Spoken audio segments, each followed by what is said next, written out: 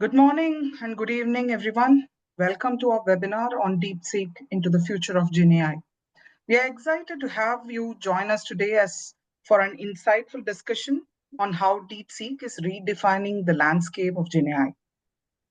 Also, its unique advantages and how it is shaping the future of AI-powered solutions.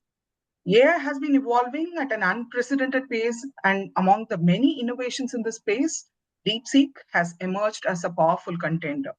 With its high performance capabilities, it has come out not just another AI model, it represents a paradigm shift in how businesses can leverage AI to drive real world impact.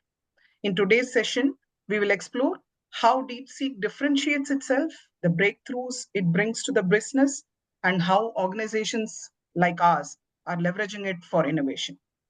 To guide us through this engaging conversation, we have a distinguished panel of experts who bring deep insights into AI, its practical applications, and its transformative potential. Here is the expert panel. We have Chandra, a visionary in AI-driven business transformation. He will walk us through how DeepSeek's capabilities translate into real-world business impact and the future it envisions for AI industry. We have Bipin, a seasoned leader in AI and technology. He will set the stage by introducing us to GenAI and DeepSeek's high-level capabilities. We also have Srinath, an architect designing products and solutions that use AI. He will shed light on what makes DeepSeek unique and its technological advancements. Thank you, everyone. Before we dive into our discussion, we would like to start with a quick poll. You will see a small pop-up on your screen. Please take a moment to respond. This will help us tailor the conversation to make it more relevant and insightful for you. Thank you.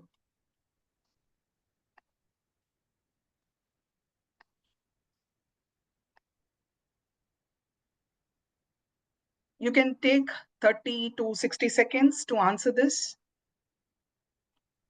Once you're done, we will have the results up on the screen and we will have the panel comment on it and take the conversation ahead.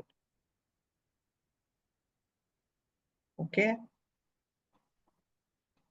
Very active participation we could see.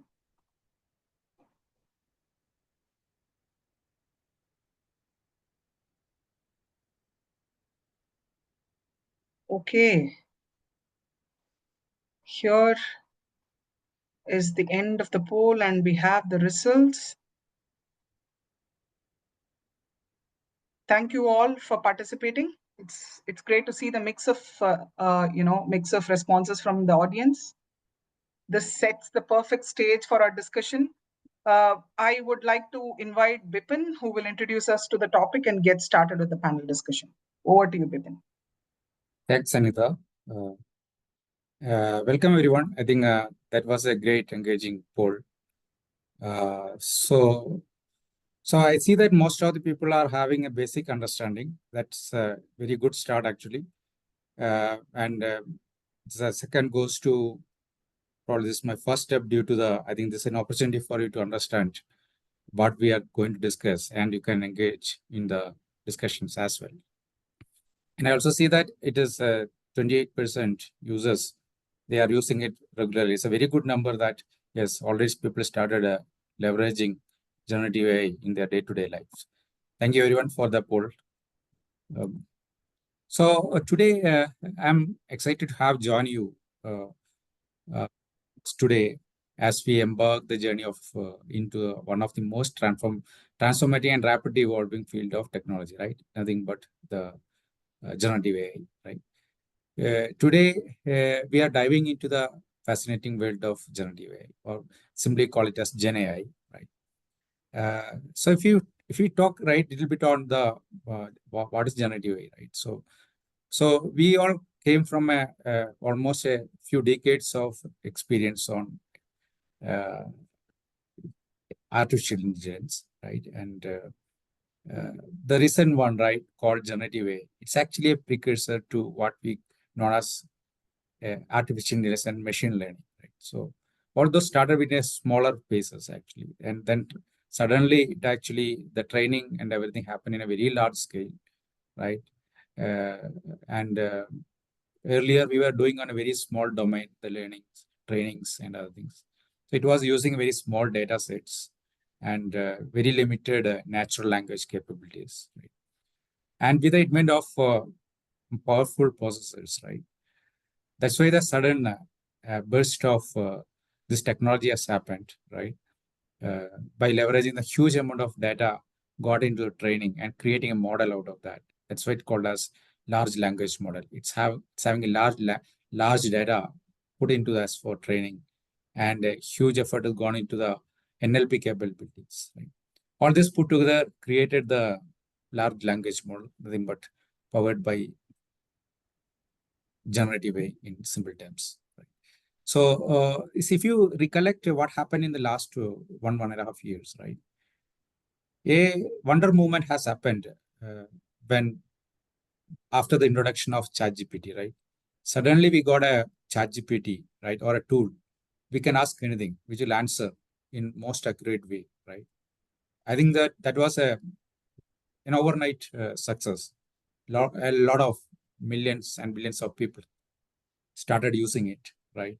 So that became the democratization journey of generative AI, which we are continuing actually, right? These are continuing, and a lot of tools started coming by using these capabilities.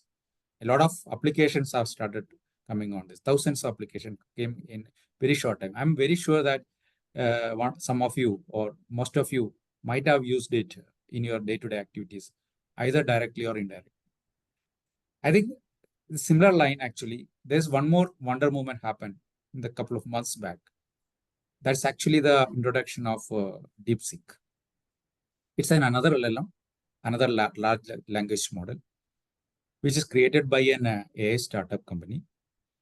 Certainly, it's have a lot of power packed into that, right?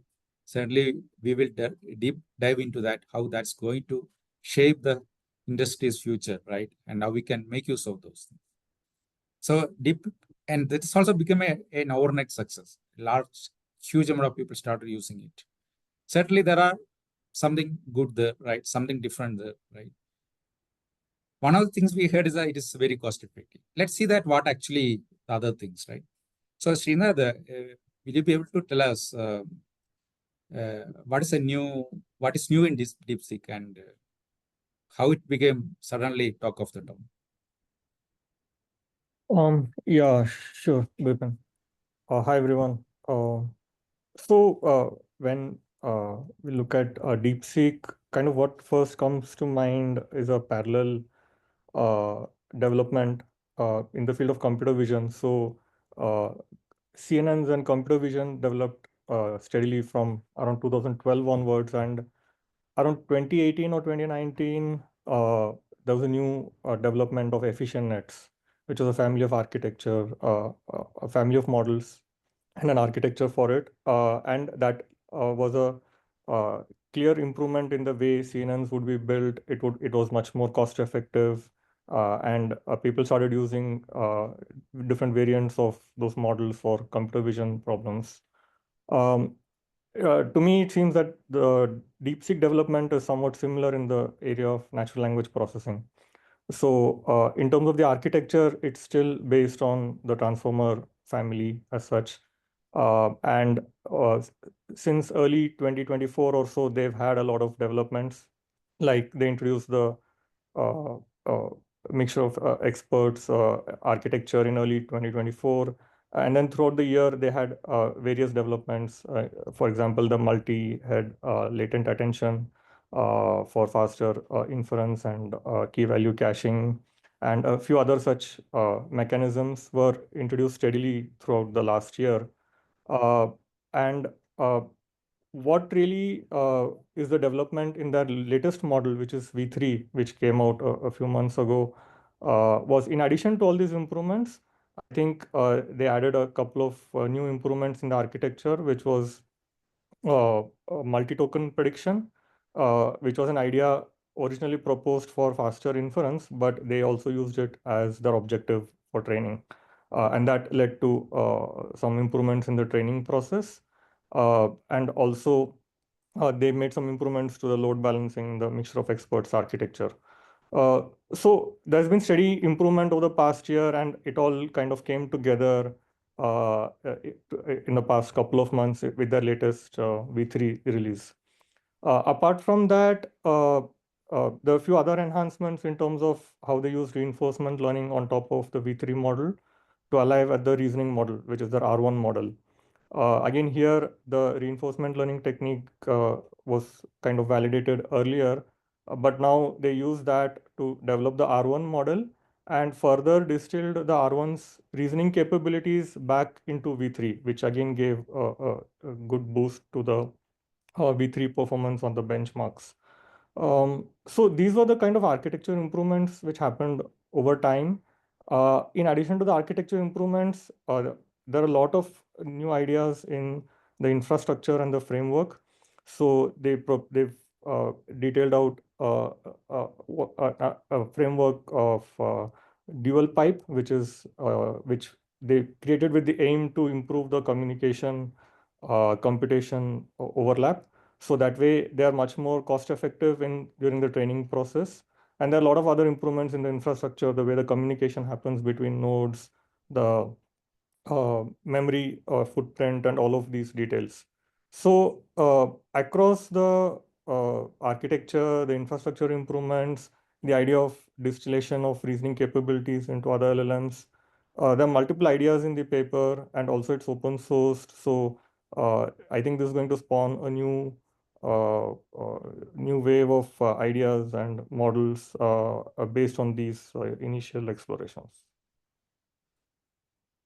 Because of all this, the training as well as the inference, there are cost effectiveness to these processes, and I think now it's also important to understand how this cost effectiveness translates into benefit for the business and the industry. So Chandra, if you have any thoughts on that, could you please share? Sure, Srinath. Thanks, Srinath, and thanks, Bipin. Bipin, thanks for giving a good introduction on AI, GenAI, and then DeepSeek. And good evening and good morning, team. So the DeepSeek actually advertises that they provide better performance than any other competing GenAI LLM, and more accuracy and more relevance, and of course at reduced cost. We'll see that more. The first thing that comes to my mind, performance and cost effectiveness, is the democratization of AI. So democratization of AI, actually, it's the new character that is nurtured by the GenAI. And 2 years ago, or rather 3 years ago, of course, we have been building an AIOps platform called Zero Incident Framework for the last 7-8 years. And AI is a critical component there, and the whole product works on that. So during building the AI models, we used to come across severe challenges in building those things. If I have to put an example, one of my colleagues asked whether we can create a knowledge base based on the emails, because of course all of us know that we share a lot of things on email. If we ask everyone to go to a portal and put their knowledge, nobody does that. But we share a lot of things on the chats and email. He asked whether it can be done. It was actually very, very difficult at that point of time. Now, the same thing after GenAI, I asked the same questions to Bipin, and Bipin said that it can be done very easily, and he has done it very fast. So, and not only that, it's not only easy for Bipin, it's actually becoming easy for everyone. That's actually one good thing that GenAI has done it. Now with the DeepSeek's competitive performance at a fraction of the cost of the traditional model, we can actually make the advanced AI capabilities accessible to a wider range of business developers and all sorts of people who wants to make use of it, particularly the small and medium-sized enterprises. I feel, Srinath and Bipin, that this could lead to a surge in AI adoption across various industries. I will also talk about the industries that it can have an impact. The next one is, of course, the influence of open source. DeepSeek's open source approach, of course, provided your organization allows you to use DeepSeek that's hosted in the internet. It actually fosters collaboration and innovation and allowing developers, testers, and others to freely use, modify, distribute the technology. This really will accelerate the pace of AI development. With these two, I think we can see a lot of GenAI related use cases being built. And as I said in one of the pre-webinar codes, GenAI, and of course DeepSeek included in that, is not going to replace any of us. It only enhances the delivery that we do for our customers. The second one is the shift in AI development paradigm. A lot of emphasis is going to happen on efficiency, and DeepSeek actually claims that with its innovative techniques and heavily optimized hardware utilization, it can actually bring a good amount of performance with a lot of efficiency. Not that the current LLM are not providing the efficiency, not providing the accuracy or the performance. And the DeepSeek is expected to provide much better than what other current LLMs provide. And of course, because this leads to the cost-effective solution, we all familiar with the tokens, the limit in the tokens, and the cost associated with the token processing. While the number of tokens that the DeepSeek can process is almost equal, on par with the traditional LLMs, but the cost of using those tokens in achieving what we want to achieve, I think that will be significant savings, and that will actually disrupt the economies of AI applications development. Of course, there will be a price war among AI providers. So one reduces, other reduces. That will happen. Ultimately, of course, we will stand to benefit on that. This is the second one. Third one on the specific industries. Okay, with all these things, faster, cheaper to use, lesser hardware, where it will help. What is the impact that it can have?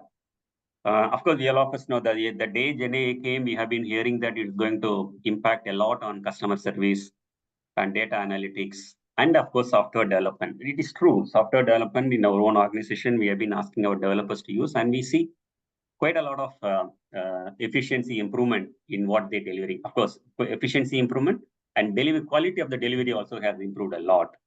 So definitely it's going to impact these industries. Of course, the research and development, the lower cost of running these models will attract more and more people to come out with ideas, research, even from the smaller entities. Those who are not able to afford this kind of research and development on AI. As I said, the traditional AI requires a lot of time, if not cost, but this actually makes it faster and cheaper. So whichever industries that wants to be very novel and adventurous, they can actually make use of GenAI and the DeepSeek. Of course, all these are not that easy. There are some potential challenges and consideration. There is definitely a performance trade-off. Yes, DeepSeek offers impressive cost savings, but there is definitely a trade-off compared to larger and more resource-intensive model. Then suitability of DeepSeek model also has to be considered. It's not that it's going to fit into every user, every industry's need. Ethical concerns, yes, we all know it is not only with DeepSeek, it is with all GenAI. The more and more you use the data, and more you say that I am faster, I am better, I am cheaper, the bias and ethical needs to be taken into account. That is actually entirely in the hands of the developers or the one who builds the case with the DeepSeek or any such LLMs. Lastly is the reliability and robustness. Of course, that goes with anything. So being AI and GenAI, the ability to reproduce the consistent message is very important. You may not deliver the same message, then it's not AI, but the message that you want to convey should be consistent. These are the few challenges I'm expecting, Srinath and Bipin.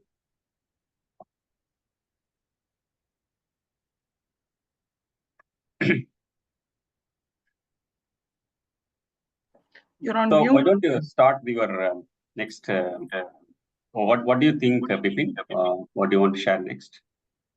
Yeah. So thanks, Chandra, for that insightful remarks. Certainly, that is really helpful. So I would like to say that how we are actually leveraging generative AI and DeepSeek within the organization. Right? So what all Chandra told, right? Certainly, some of these things we are already applied, right? And in our day-to-day activities within the organization, right? So I would like to bring a few things we are done within the organization, right? To embark the journey of DeepSeek and generative AI, even with the help of DeepSeek as well, right? The DeepSeek came into later part of that story, right? Because we started our journey almost 1.5 year, 2 years back, right? We were really the early entrant into the generative. And DeepSeek was influential for us for some of the areas in the current developments. Right? So I would like to say how we achieved, how we moved on this path. Right? So first thing we have done is actually that we trained all our employees on this, generally as well as role specific. Then parallelly we created skills, right, and expertise on this area. And parallelly and along with that, we created a reference architecture for most of, and which can actually accommodate most of the generative AI-based solution, right? Which is a proven architecture, and we have used that architecture for all of our implementations. And this really helps us to deliver or create a robust solution on generative AI. And parallelly, we created accelerators, a lot of accelerators. One of the mentioning accelerator is Genesis, right? It's actually a reusable library. And within a few lines of code, really we can create a very small working tool in generative AI, right? Though it may be running in a console modes, but that's a powerful power of that Genesis library. With a few lines, we can create a working model itself for a very specific use case. And that's where actually our building blocks are done, right? There's actually we started our journey on providing solution to our customers, right? Based on all this basic steps we are laid out. So the first one is actually, I will talk about a few things, probably 3 or 4 things actually. The first one is actually a voice biomarker. So this actually is a work going on, and it is we get almost a 70% accuracy on this. What it does is actually it collects the samples of voices, right, from various people, right, and for a particular person, we do analysis for a potential wellness issue, right, or a mental behavior problem, right. It actually tells that yes, this person have this percentage of, or this have certain wellness issue, right. As I told, it's giving us 70% of accuracy at this point. And the second one is actually on the hospital acquired infection. So we actually piloted this with 3 hospitals in US with an accuracy of 77, which says that as how a hospital acquired whether that infection has came from a hospital acquired problems. And other one is actually related to the pharma industry, right? In logistics of optimization, right? So where actually we can decide that pharma organization can decide whether they should use air or ocean shipment. What is the optimization or cost optimization by considering a lot of factors, right? So this helps the logistic in that pharma organization, right? And another one case I can talk about is actually one of the players, right, in a healthcare industry, right. We are figuring out what is the success of a wellness program, because they want to bring a wellness program to avoid ER visit, right? Because we know that actually ER visit, especially in US, is a costly part of their expense, right? So this particular one solution actually will find that what's the success rate of a wellness program. So these are the few things, and apart from that, we have a readily available solution for called MediAssist, which provides a document management platform for hospitals and doctors, which can automatically transcribe a patient and doctors' voices, provide a content. It is not just a transcription like what we do in using normal. It's a context-based transcription by combining various medical documents available. Along with that, we do the medical document analysis as well. So it's actually a lot of features on this. All this uses actually the generative AI capabilities, and we use commercial as well as open source for this, right? Certainly, the lot of some of the solutions are built over open source models. It's very powerful things, right? I know that actually that we know that actually that um, uh, um, open DeepSeek also is an open source thing, right? So I think Srinath, if you can tell actually, since the open source is actually DeepSeek is an open source, how this is going to help the industry, because we are already leveraging a lot of open source, including DeepSeek, right? So, but how this really going to help the other real industry? Yeah. So yeah, like you mentioned, and also Chandra touched upon the democratization aspect. One of the reasons being that it's open source.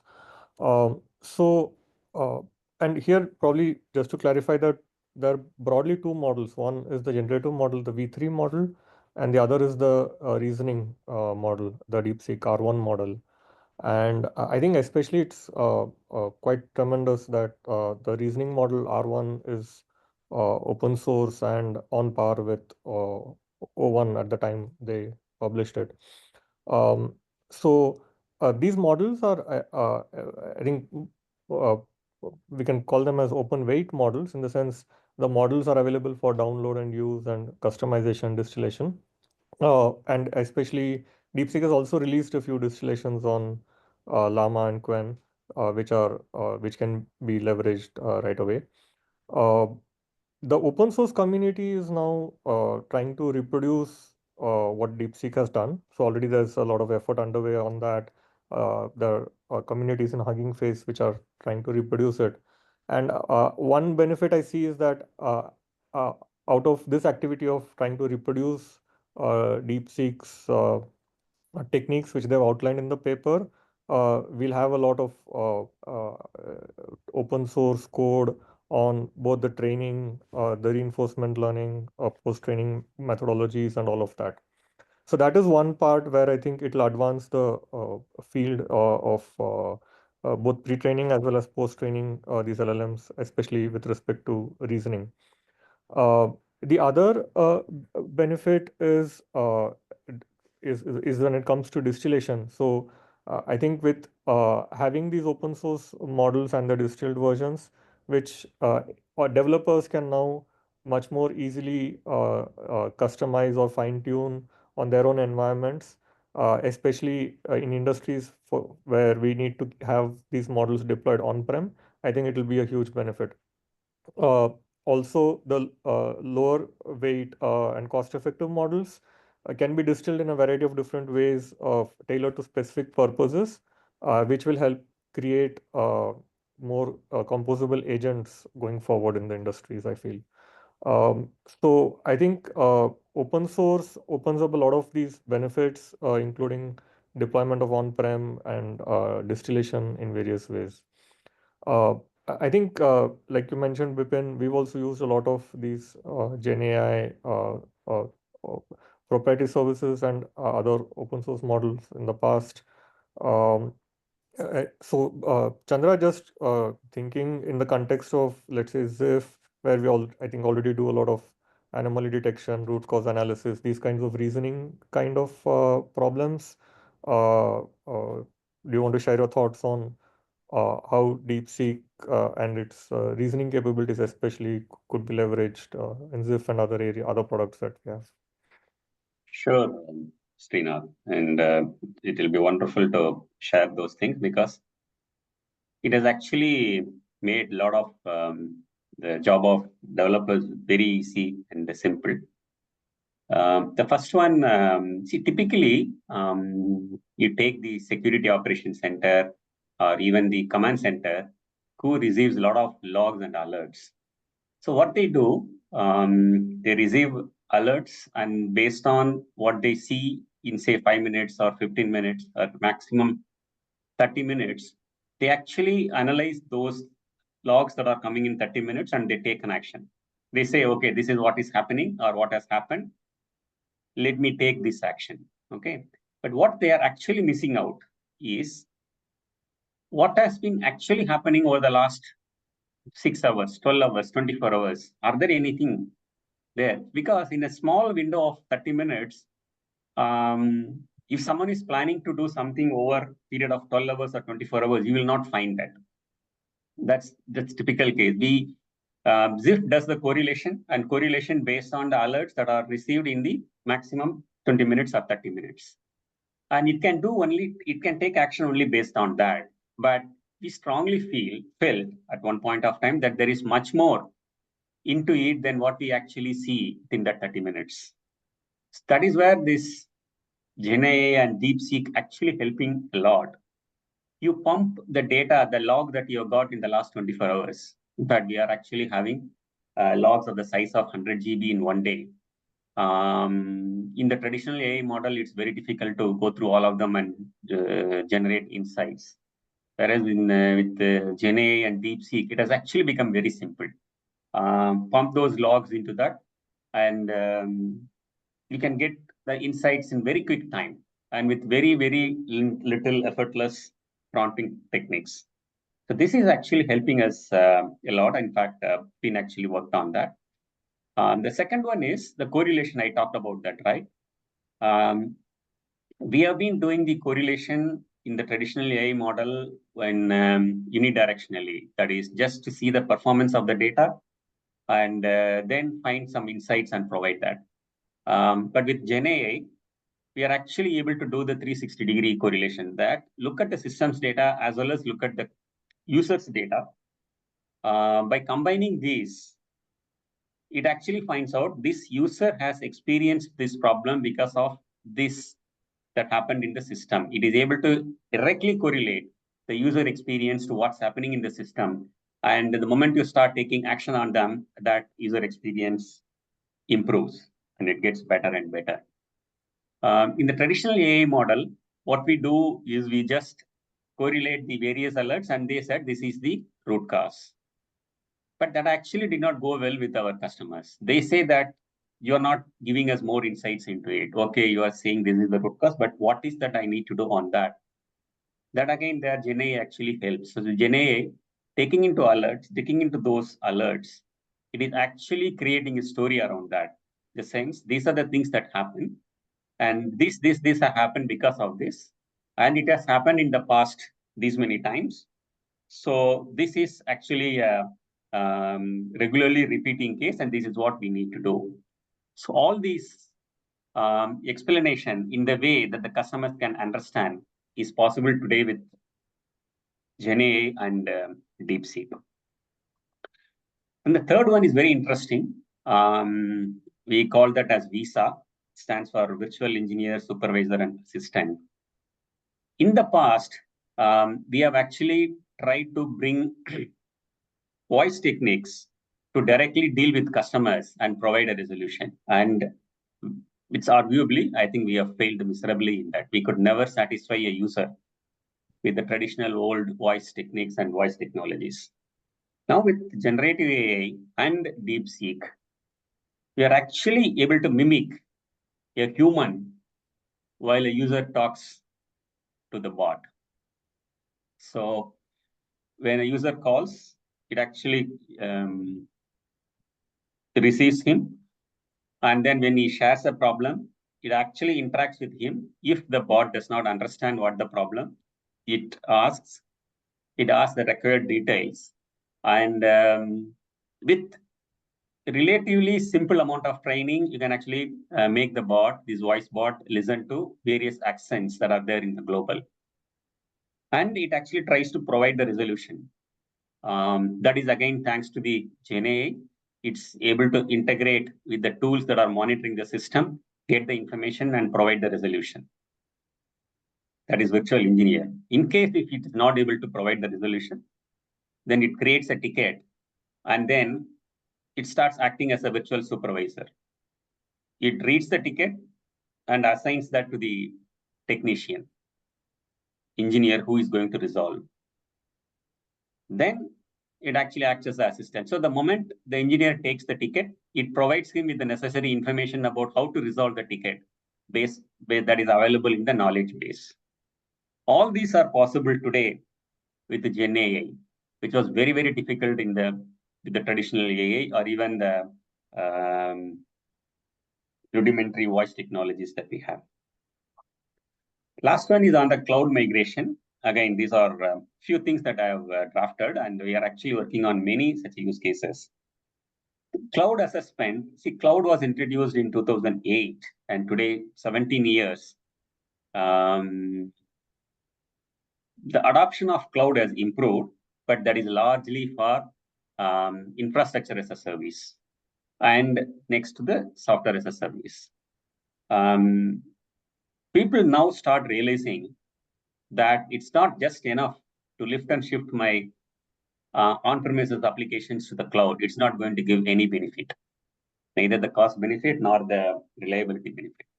The true reliability comes only if I migrate my applications to using the cloud native components. Now that requires a lot of assessment. We need to understand what are the components that are being used, what are the tech stack, what are the versions, are these available, what's the equivalent component, can I migrate, what are the efforts involved, what will be the cost. All these questions are there, but all these answers for them are all manual. 3 years ago, we did one cloud assessment for one of our customers, and I know how much efforts that we put. But today, thanks to GenAI and DeepSeek, we can actually make that cloud assessment.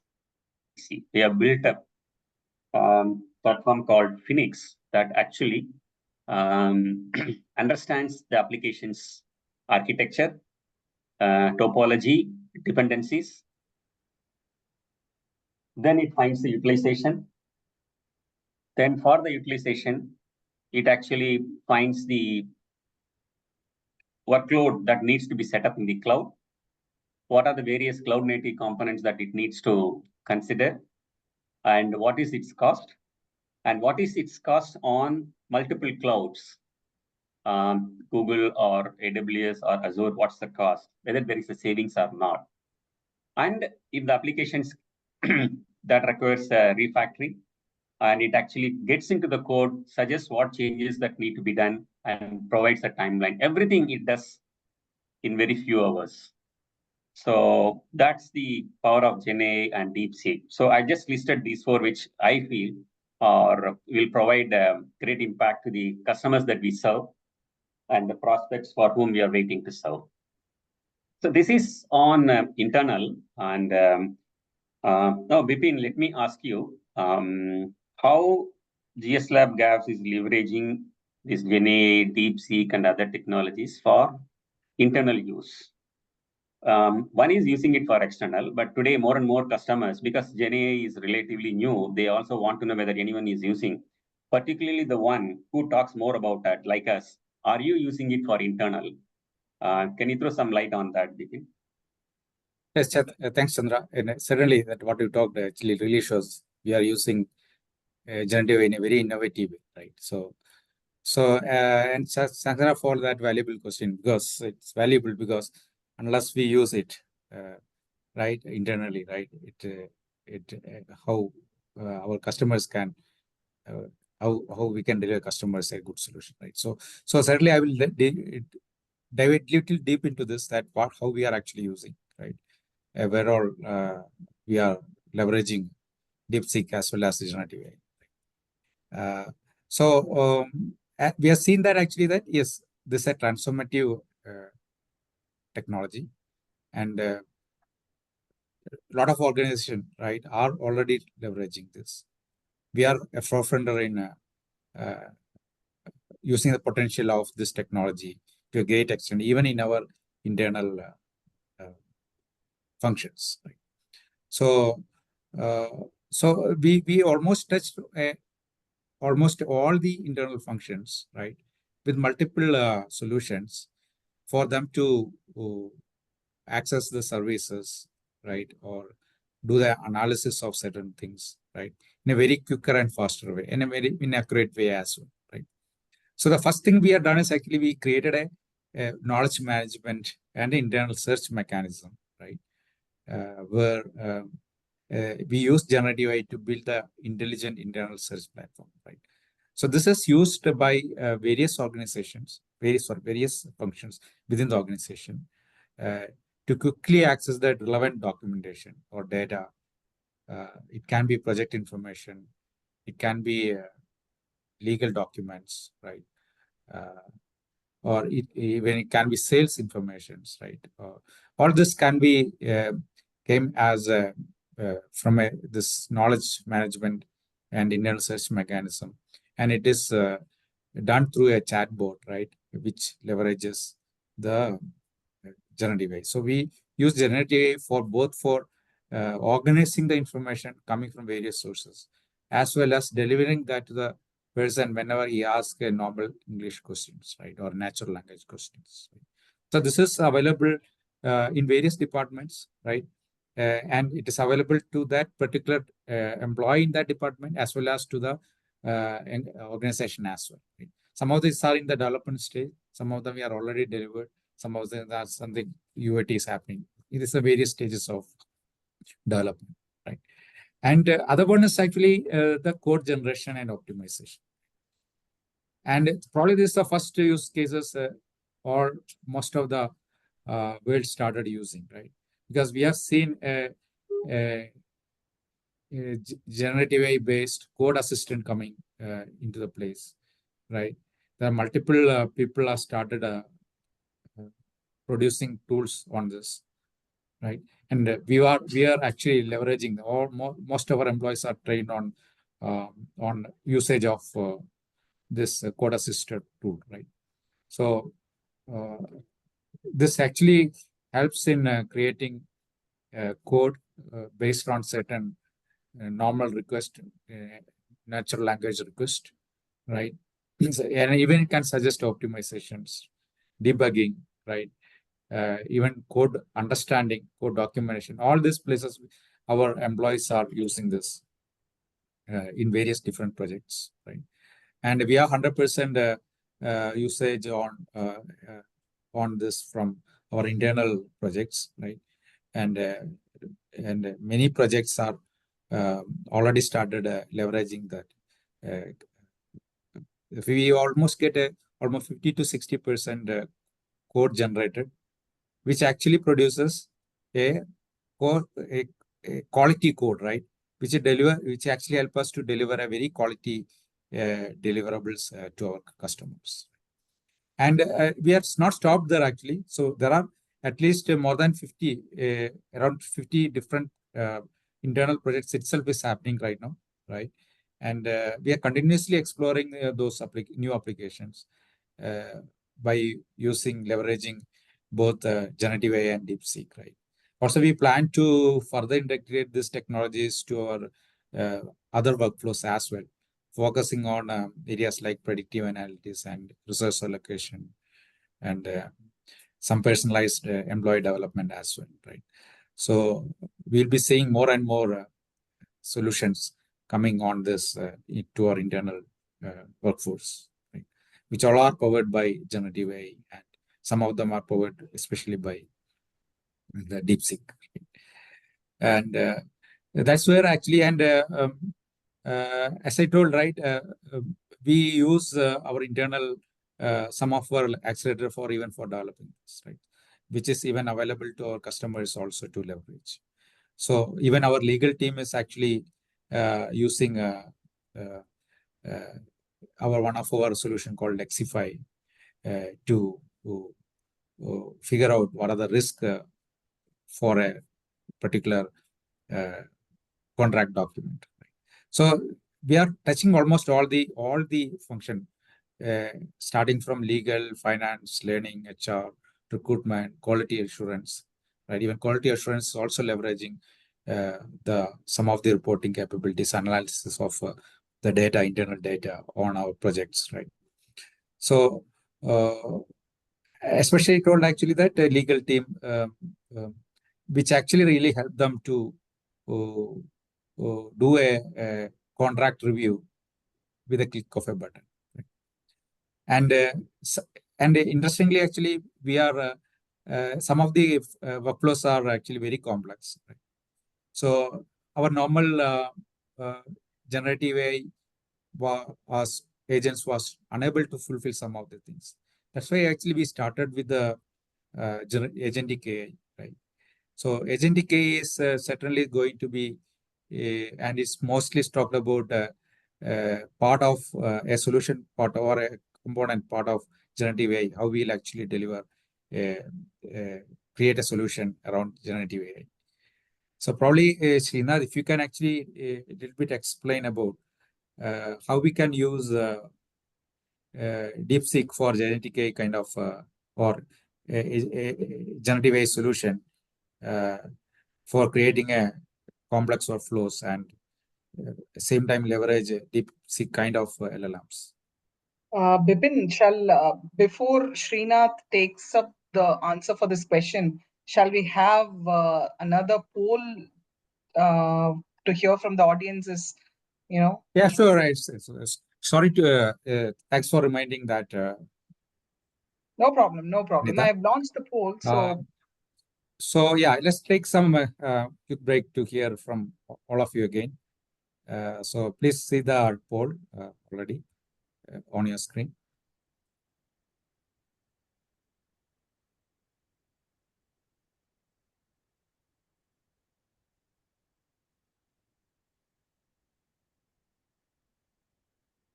we're having a wonderful discussion so far. Please feel free to drop your questions in the Q&A box. Our panelists will be happy to answer them. And we are nearing the close of the second poll as well. And here are the results. Over to you, Bipin and Srinath. Yeah, that was again, thanks, Sanida. That was again a wonderful a poll from all of you. So the question is, what excites you most about future of AI, right? And 42% of people said actually yes, AI transforming industries and business operation, right? I think it's a good start. Good to see that actually already people believe that yes, it is a transformative technology, right? And we are seeing the leveraging and seeing the result of that, right? I think the second goes to AI agentic AI and autonomous decision making. I think certainly that is why I was already talked about that some of the workflows we have built were not able to satisfy with the normal flows, right? So that's where the agentic AI is coming into picture, which have autonomous capability, right? And good to see that S3 is it is coincide with the thoughts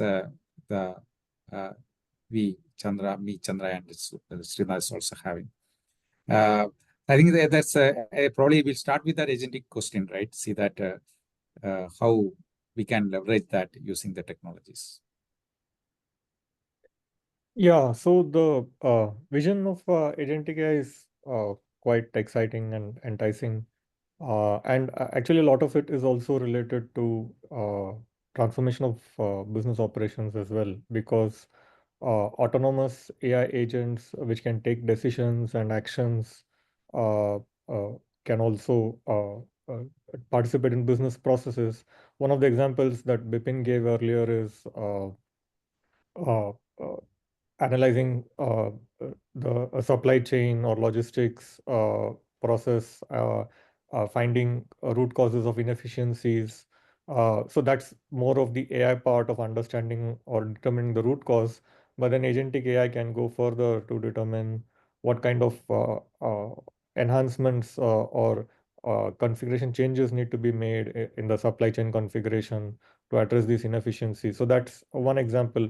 But in general, when we think of AI models or agents which can reason to take decisions and then are integrated with other systems so that they can also take actions, that kind of leads us into the vision of agentic AI. Um, Coming in the context of DeepSeek, especially, I think the reasoning models are the most relevant in this context. Especially being open source, one of the other benefits is when we use the DeepSeek R1 model, for example, it shows us the reasoning tokens, the reasoning steps in a lot of detail. And one of the very important factors for reasoning model in agentic AI is we need it to be consistent and accurate, not have too many hallucinations or confabulations like LLMs sometimes tend to have. And when we can analyze the reasoning tokens in models like R1, it gives us more confidence that the agentic AI is going to perform better and consistently better. So I think that's where R1 models and its distillations are going to be quite helpful. The other point I briefly touched upon is the vision of composable AI models or agents, different agents tuned or distilled to specific purposes which can work together to fulfill a business process. So you can imagine multiple agents collaborating as part of a larger business process and with a human in the loop as required. To build these systems, we'll typically need the reasoning model and also a generative model to communicate with humans whenever required. So one of the challenges is going to be when we use the reasoning model and when do we use a generative model. That's still being worked out as we speak. Um, and just an interesting point is, while on the one side we're talking about open source and cost effectiveness, just last week, I think O1 Pro was released, which is probably the costliest reasoning model currently. And the main aim for that is to give consistently better responses. So on the one side, we're going to see a push towards consistent, accurate, better responses, probably at higher cost. And on the other side, we are going to see a push towards open source and cost effective so that we can use these reasoning models for more use cases. And I think in this push from both directions, a lot of exciting developments are going to happen in this space. Chandra, if you can share your thoughts on how these developments are going to impact businesses in general and their operations, curious to hear from you. Sure, Srinath. This agentic AI, which you also talked and Bipin also talked,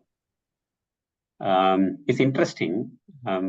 It's quite interesting for me, and of course for all of them who are familiar with the reinforced learning. So if you actually take agentic AI, what it says, it can make decisions and take action without constant human supervision.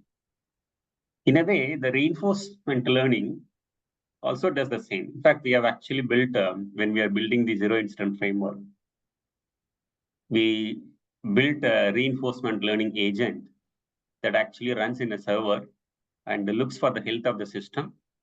Based on what it sees, it actually take action. And depending upon the penalty or reward, which are the common terms used in reinforcement learning, it actually adjusts by itself what to do.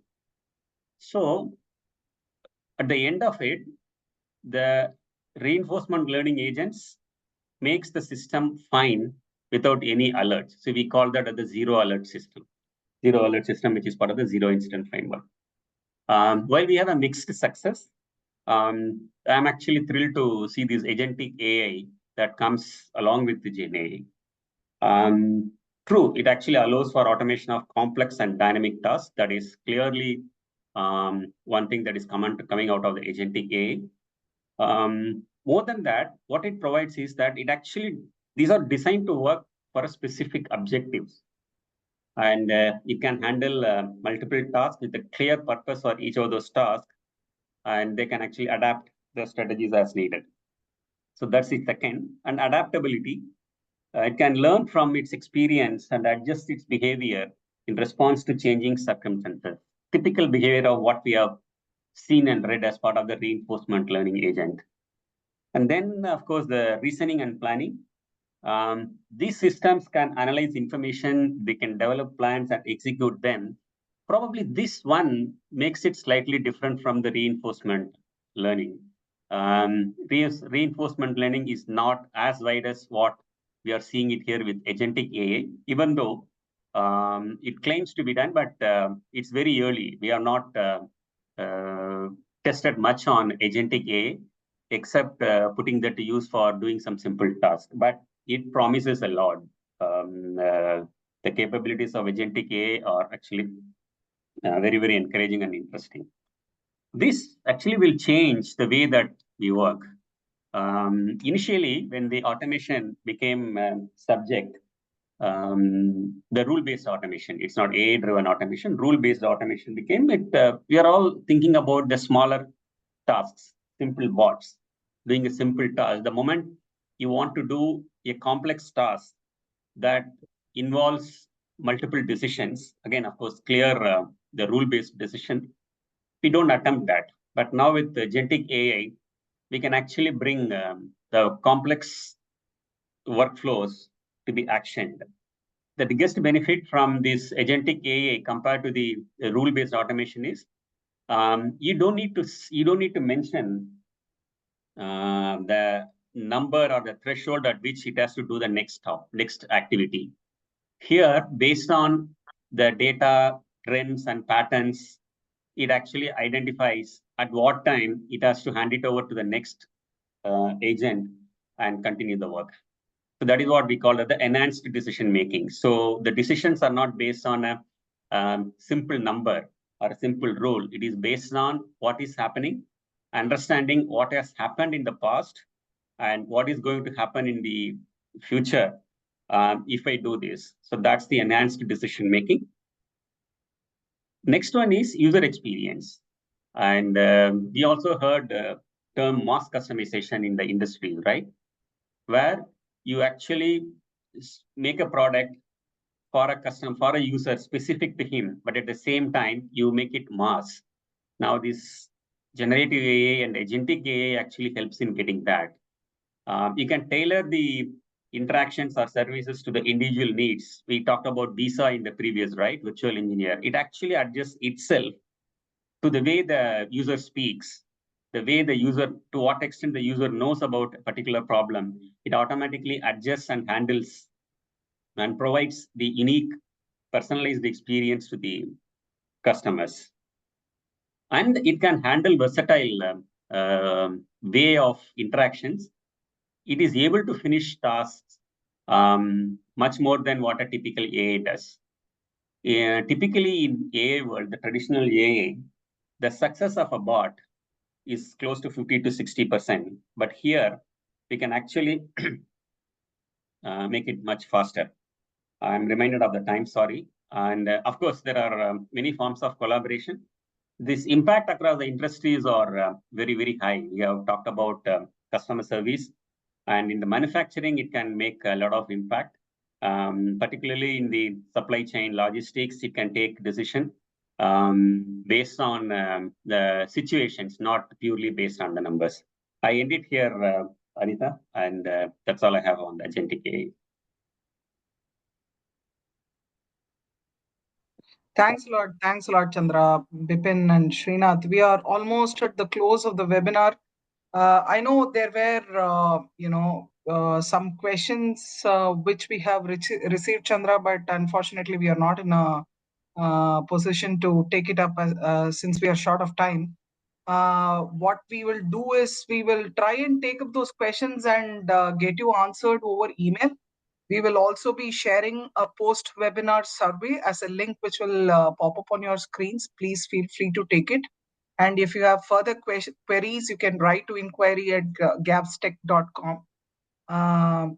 We'll be happy to answer your questions. Quickly, if you really want to take up one or two, do you want to go, Chandra, Bipin, and Srinath, questions? Yes, I'll ask Bipin to talk about the comparison between code assistance versus GitHub Copilot. Sure, The question is not correct, but Bipin, you can chip in. please. Yes, sure, Chandra. I think one of the person asked that actually, right? So GitHub Copilot is actually one kind of code assistant, right? So code assistant is actually a category of tools, right, which help the developers to assist in coding. It will not replace a developer certainly. It assists in coding. That's why it's called as assistant. It will help the users to assist, develop, create a better code, right?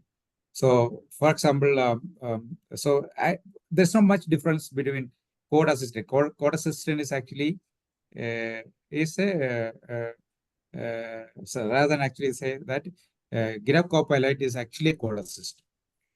Like that, there are other code assistants also available. There are some code assistant provide. Some people have created IDEs specifically, which can make use of our own LLMs to configure, right? There are some, I don't want to mention the specific names here, but there are some tools available like that, right? So I hope that answers the questions, Chandra. Yes, Bipin. See, there is another question for which I myself don't have an answer. Just see whether you can do. Someone asked whether we can use DeepSeek for doing POC. Yeah, probably that is internal questions looks like, Chandra. But yes, certainly, if it is talking in a general term, yes, DeepSeek is available for anyone to download and use it in that way. But there will be certainly organizational restriction if they are having. Yes, but it is available for public or anyone to subscribe and start downloading and using it in hosting to their environment and using it. Okay. Thanks, Bipin. And the rest of the questions we'll respond over email. Yes, definitely. Thank you everyone for taking time to attend this webinar. Thank you, Chandra, Bipin, and Srinath for this amazing conversation. We will continue to interact with all the people who have attended this and respond to their queries if at all they have. Thank you so much. Have a great day. Thank you. Thank you, Anita. Thank you. Thank you so much. Thanks. Srinath, thanks, Bipin. Thank you.